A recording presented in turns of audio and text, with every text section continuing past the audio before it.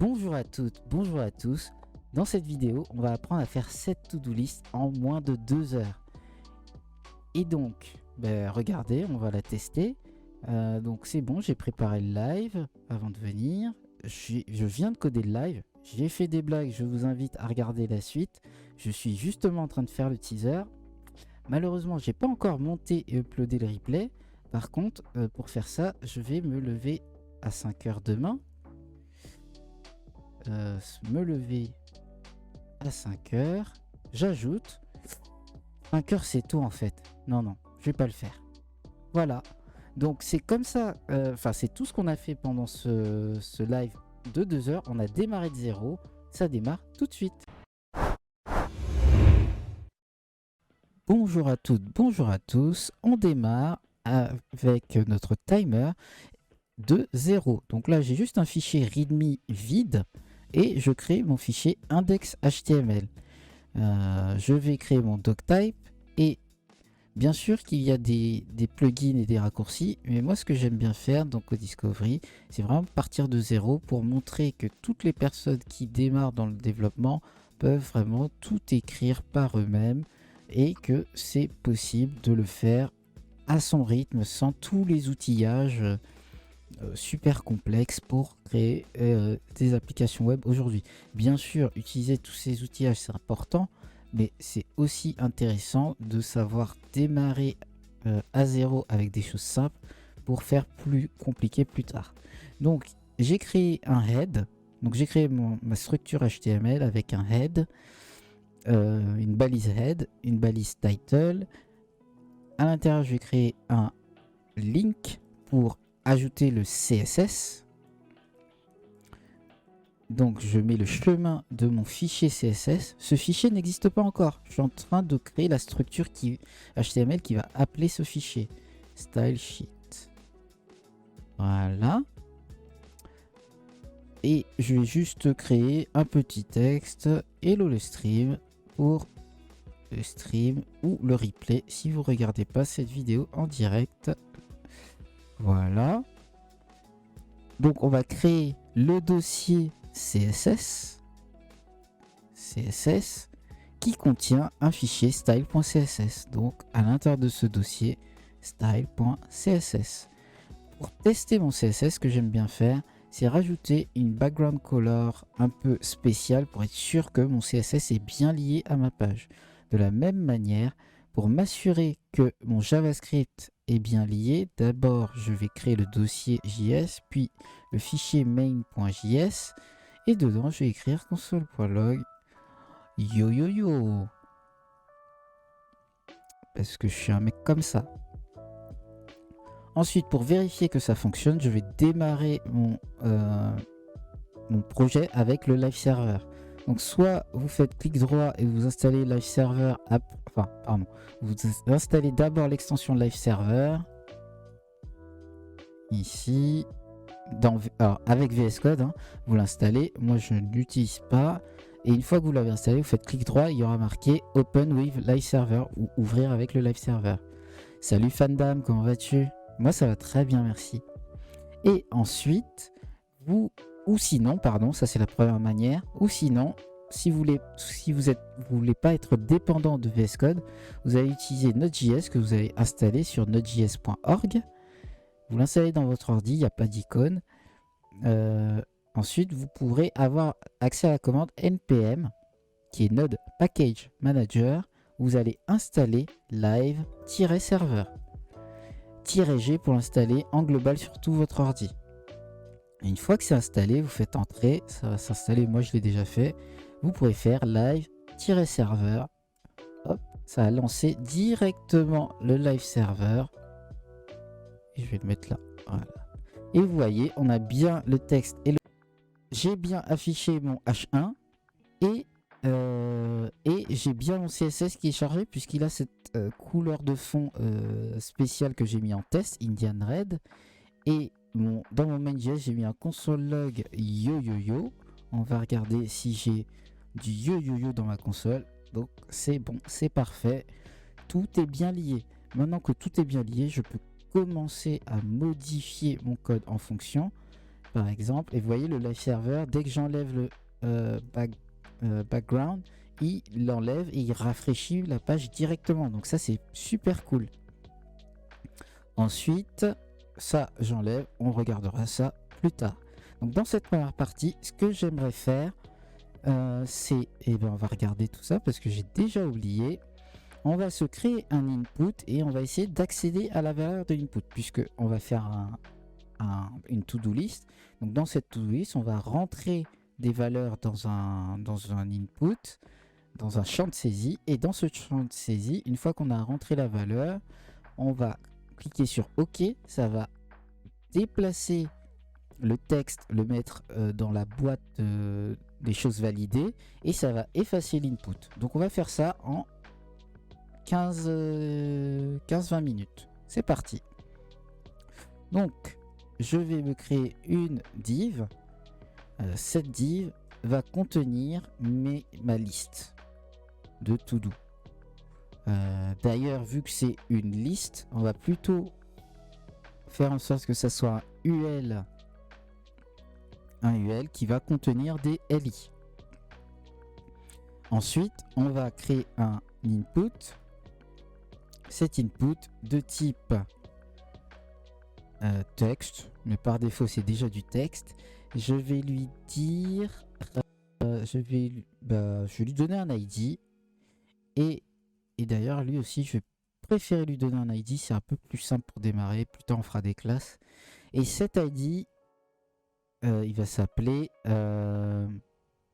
task pour la tâche en français. Donc sur la page, hop, ça nous affiche un input et cet input on va écrire quelque chose à l'intérieur et ça va nous afficher les tâches. Je vais mettre autocomplete off, comme ça m'évitera d'avoir des suggestions d'autocomplete sur mon email, ce genre de choses, mais ça c'est pas nécessaire pour vous. Ensuite je crée un bouton et ce bouton va contenir valider la tâche. Vous remarquerez que dans les... Ici, on va le passer à la ligne puisqu'on voit pas tout. Vous remarquerez que dans les ID, j'écris en anglais, mais dans le visuel, j'écris en français. Voilà, donc le visuel est en français, mais mes ID, tout ce qui est à l'intérieur du code qui n'est pas visible, reste en anglais. C'est moi qui aime bien faire ça. Ensuite, on va donner un ID à notre bouton. Donc, add-task. Donc, un input où on a la tâche, un bouton qui ajoute la tâche. Et ensuite, ce qu'on va faire, regardez, l'idée c'est de se dire, par exemple, la tâche, je vous montre l'exemple de la finalité de ce qu'on veut, c'est, je sais pas, ma tâche, c'est, on va les marquer d'ailleurs, accéder à la valeur d'un input. Voilà. Donc visuellement, je veux que ça ressemble à ça. Et je vais rajouter un petit H3 où je vais écrire to-do list tout en haut. Voilà. To-do list. Voilà. Hop. Donc c'est simplet.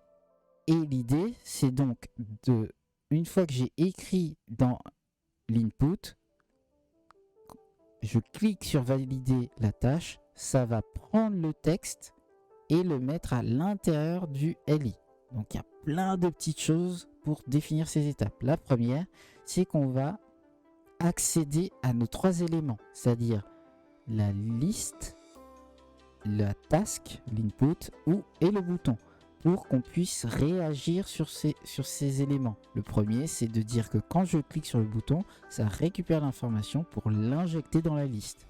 Donc on va charger ces trois éléments dans le JavaScript. Pour ça, je vais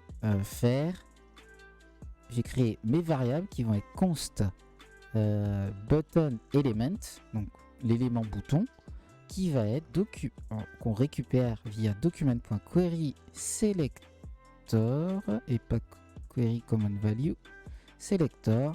Je fais dièse qui représente l'id, donc dièse add-task. Et pour simplifier en fait ma manière de nommer les choses, j'aime bien que mes variables aient le même nom que leur ID. Donc je fais add task element, c'est l'élément qui ajoute à la tâche. Comme ça, j'ai le même nom de variable et le même nom d'ID, c'est plus simple à retenir. Je reproduis, j'ai 3 éléments à récupérer. Le deuxième, c'est mon input qui va s'appeler task element avec l'ID task. À savoir que les tirets de l'HTML deviennent des camel case en JavaScript par convention. Et ensuite, pour la liste, je crée le list L. Voilà. J'ai créé ces 3 premières choses-là. Ensuite, ce que je vais faire, c'est écrire quelque chose. Enfin, d'abord, détecter le clic sur le bouton. Donc, pour détecter le clic sur le bouton, je vais récupérer le bouton, add task L. Je vais créer un écouteur d'événements, add event listener. L'écouteur d'événements s'appelle le clic. Et au clic, j'ai une fonction callback, donc j'écris 2 paramètres, le clic et le deuxième paramètre c'est la fonction. Premier paramètre c'est un string qui correspond à mon événement, donc je peux avoir un événement scroll, un événement clic, un événement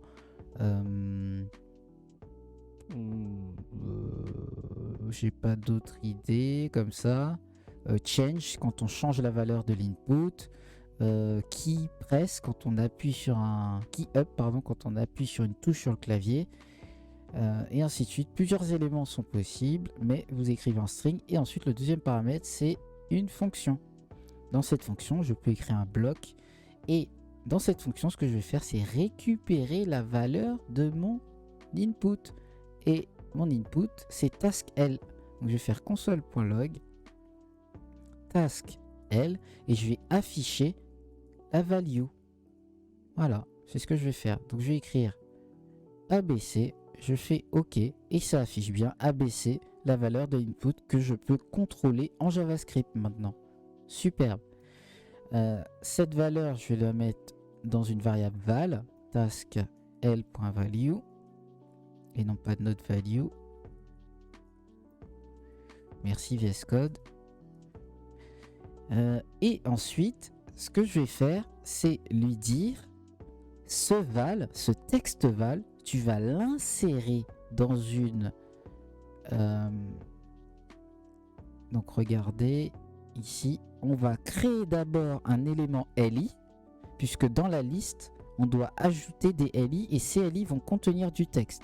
Donc première chose, je vais créer un LI, donc const LIL pour element, donc un élément LI. Donc pour le créer, c'est document.create element LI. Ce LI, je vais lui donner un texte avec text content est égal à val. Donc je vais lui donner la valeur de mon input. Je vais lui injecter cette valeur. Et ensuite ce LI, je vais l'ajouter dans ma list element, dans le UL.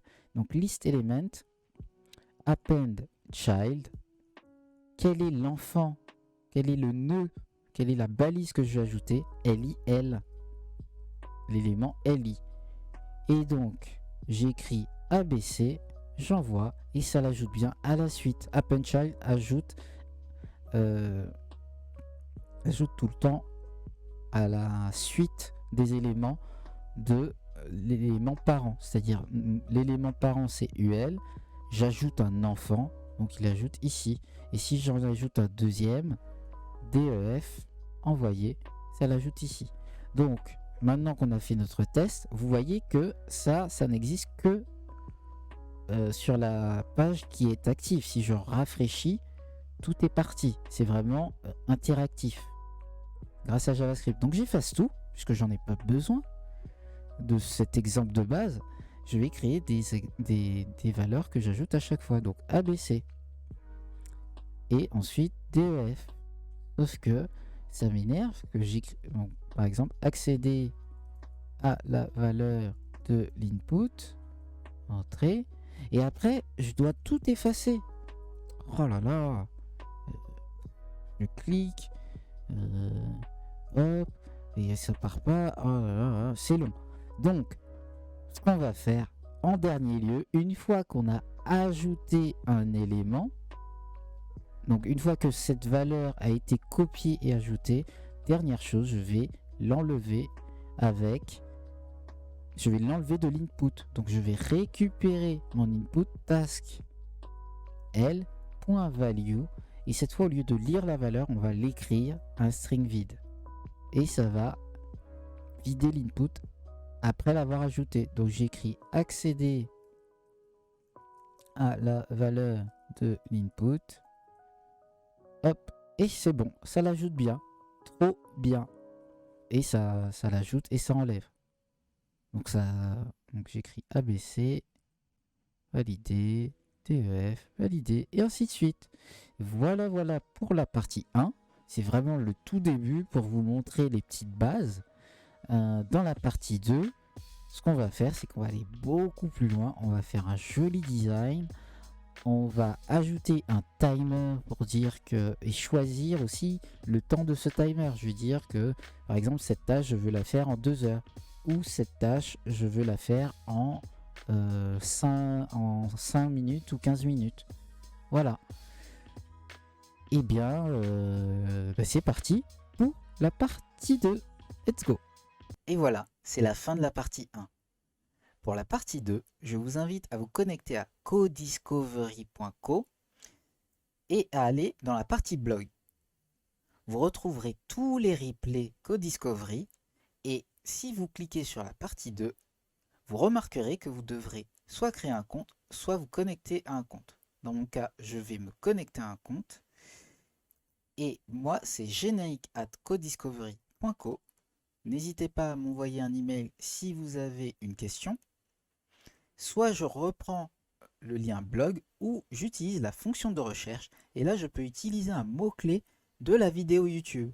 Dans mon cas, c'est multijoueur, je tape entrée et je retrouve toutes les vidéos avec le mot-clé multijoueur.